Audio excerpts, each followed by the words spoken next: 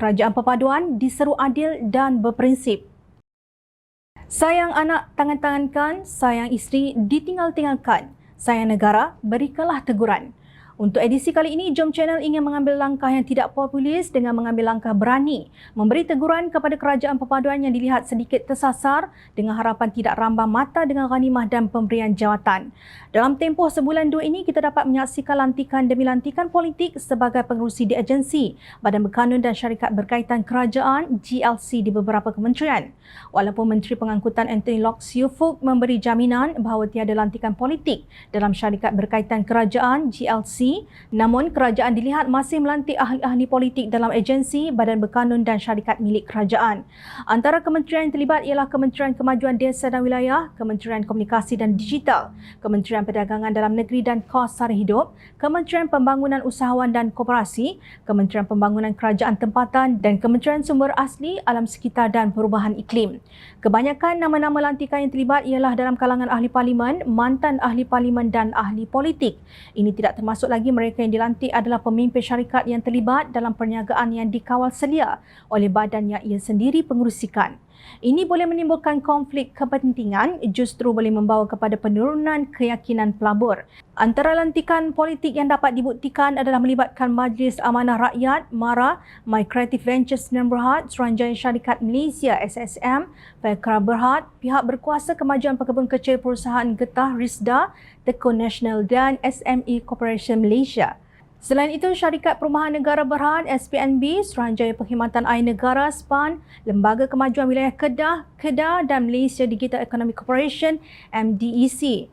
Presiden Pertubuhan Ikram Malaysia Badli Shah Bahrain berpandangan pelantikan-pelantikan seperti ini boleh menimbulkan persoalan mengenai kelayakan ahli-ahli politik ini dalam aspek kompetensi dan integriti untuk memimpin agensi kerajaan, Badan Berkanun dan Syarikat milik kerajaan supaya lebih berdaya maju. Ini kerana kita masih belum dapat lihat lagi kewujudan mekanisme pemilihan yang jelas dan telus melalui badan, panel atau lembaga tertentu dalam proses pelantikan tersebut. Justru 8 karakter bangsa wajar dijadikan kriteria dan ciri dalam memilih kepimpinan, iaitu berkemampuan, berdaya maju, amanah dan berintegriti, kasih sayang, jujur, berkeadilan utama ke rakyat dan berprinsip. Ini termasuklah kelayakan akademik atau pengalaman yang bersesuaian bagi memimpin agensi kerajaan, Badan Berkanun, Syarikat milik kerajaan mahupun GLC, katanya dalam satu coretan teguran. Sejujurnya, rakyat sedang memerhati tindak tanduk kerajaan dan mengharapkan reformasi yang jelas dan telus dalam menambah baik proses pelantikan ini. Sebagai satu teguran sinis dan sakit hati untuk diterima, tetapi kami ikhlas memberi teguran demi negara tercinta. Pelantikan yang hanya kerana berdasarkan jawatan seseorang dalam politik bukan kerana kelayakannya dibimbangi boleh menjadi alat untuk melebarkan pengaruh dan mengukuhkan kedudukan masing-masing, juga mendedahkan kepada risiko salah guna kuasa. Bahkan kemungkinan besar akan berlaku campur tangan politik yang menyebabkan berlaku penyelewengan, rasuah dan salah laku dalam tadbir urus, sekaligus mengakibatkan kerugian kepada agensi kerajaan, Badan Berkanun, Syarikat milik kerajaan dan GLC, tegas beliau. Islam mewajibkan umatnya supaya menyerahkan amanah dalam melaksanakan sesuatu urusan itu kepada mereka yang sememangnya pakar, bukannya tangkap muat demi sokongan. Jika itu benar, ianya berlaku, apa bezanya Kerajaan Perpaduan dengan Kerajaan Mahyadin dan Ismail Sabri sebelum ini?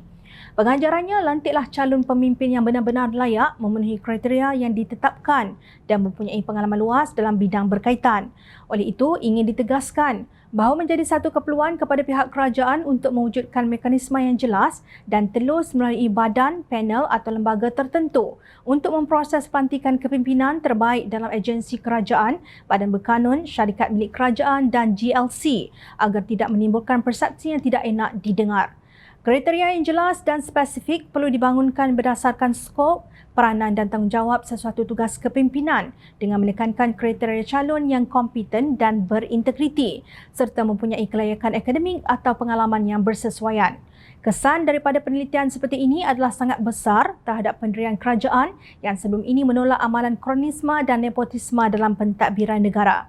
Jom Channel memohon maaf jika teguran ini kedengaran sangat berbisa. Tetapi sebagai teman media, menjadi kewajipan kami untuk menjentik telinga mereka yang terleka. Jangan sampai nanti tutup di atas, di bawah terselak. Tutup di bawah, dada terbuka.